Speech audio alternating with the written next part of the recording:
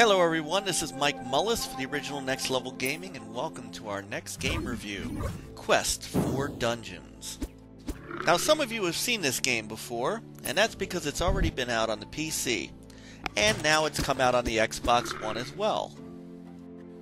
The game is made by Upfall Studios, an indie studio based in Portugal, consisting of one man, David Amador. That's right, what you're seeing here was really created by one guy. So, what did David create? Well, Quest for Dungeons is not your standard overhead dungeon crawler game. Actually, it's a turn-based dungeon crawler game. Now, I readily admit I did not get that at first, because of course here I am, moving around a dungeon in real time, kind of like a Zelda game. You know, searching for things and opening up chests and finding gold and stuff like that. And so I thought, well, this is just your standard dungeon crawler with some RPG aspects, which we'll get to in a minute. But then as enemies came on the screen, and I was wondering, well, why aren't they moving towards me? And then I'd move away and they'd move with me. And then I'd move away and they'd move with me. But they wouldn't come up and attack me until a certain amount of moves. Then I realized, oh, this is a lot more turn-based than it looks. And that's when I started to play the game a little differently than what I would if I was playing something like The Legend of Zelda, like the original Legend of Zelda, like NES Legend of Zelda. So as you can see, this, like many other games, takes on an 8-bit form, 2D overhead, but I noticed one thing off the bat that was, again, something I had to get used to. The turn-based mechanism forces you into moving in lateral directions. So it's almost like moving yourself on a chessboard. You can only move up, down, left, or right. No diagonal moves at all. Lucky for you, neither can the enemies. Okay, so before we go any further, is there a story? Why, yes there is. So, according to the story, an unspecific evil Dark Lord, we'll just call him the evil Dark Lord, has stolen all of the light. So you have to go into his lair and defeat him. So if you were wondering to yourself, why is it I can only see a little bit of my character in the room and everything else is dark? Well, Evil Lord took all the light. This is all you got. So as I said, not only is it turn-based, but does have some RPG aspects to it as well. You have 4 characters you can choose from playing the game. There's a warrior, garnishes a sword and shield. A wizard, who is more of a fighter with his magic, of course. An assassin, who has a bow and arrow. And a shaman, who can do a little bit of both, fighting and magic. As you might expect, depending on who you pick, is going to be how you approach the game.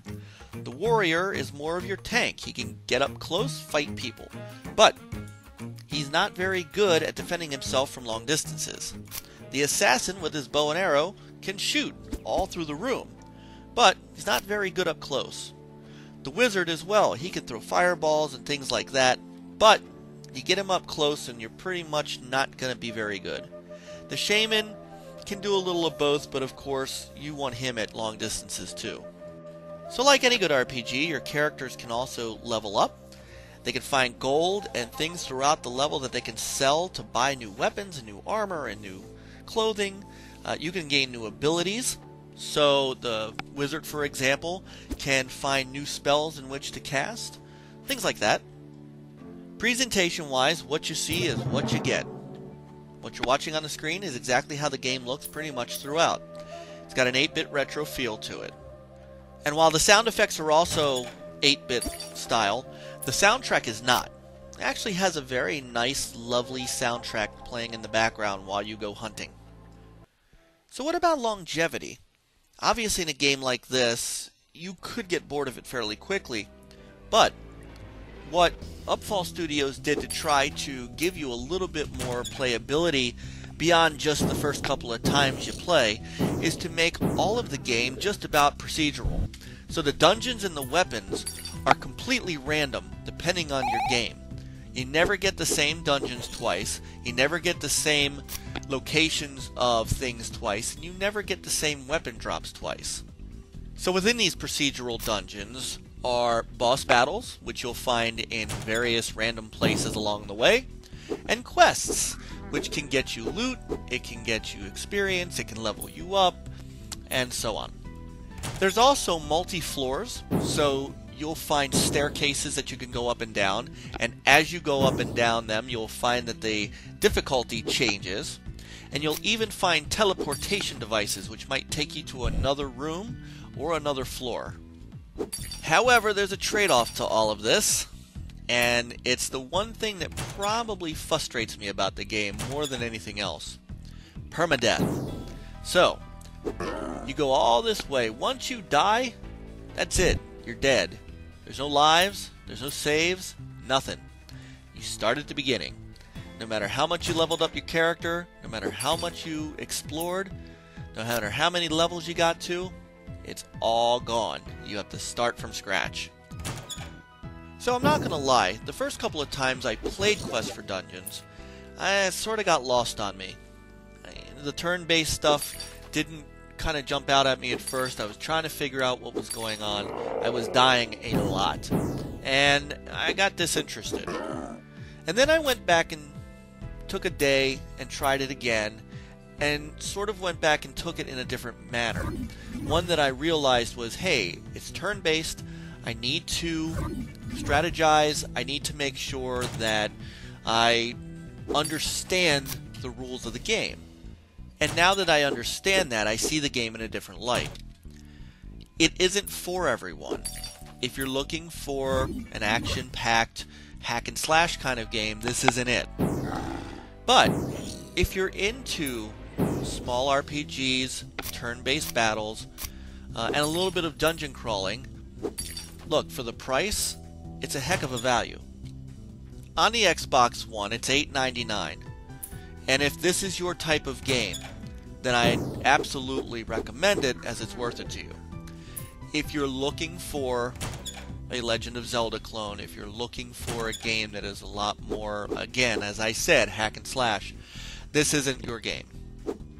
But I'll tell you what's going to keep you coming back if you do start playing it, and that is the procedurally designed dungeons.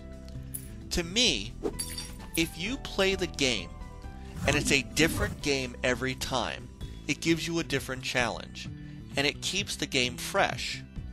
And while I still don't prefer the permadeath solution, especially after I've built up a long character and played for 20 minutes, starting over and knowing that you're starting over in a brand new dungeon anyway, it doesn't hurt that much. So all in all, I can see myself playing this more as time goes on. Certainly something that in between other games, or when I just want a little break, or have 15-20 minutes on my hands, I'm going to crack this open and I'm going to run through it a bit. So, like me, I think it's a game that you'll like in spurts. And again, for somebody who likes turn-based games, I think that this is a worthy buy at $8.99. So, that's going to do it for another review from the original Next Level Gaming. As always, thank you for stopping in. Please leave your comments below if you liked the review, if you didn't like the review. If you bought the game and you enjoy it, let us know. If you don't enjoy it, if you picked it up and it's not what you thought, let us know why. Please subscribe to our channel. The more subscriptions we have, the more content like this we can put up. And of course, follow us on Twitter at OG_NLGaming and Twitch at OG_NLGaming.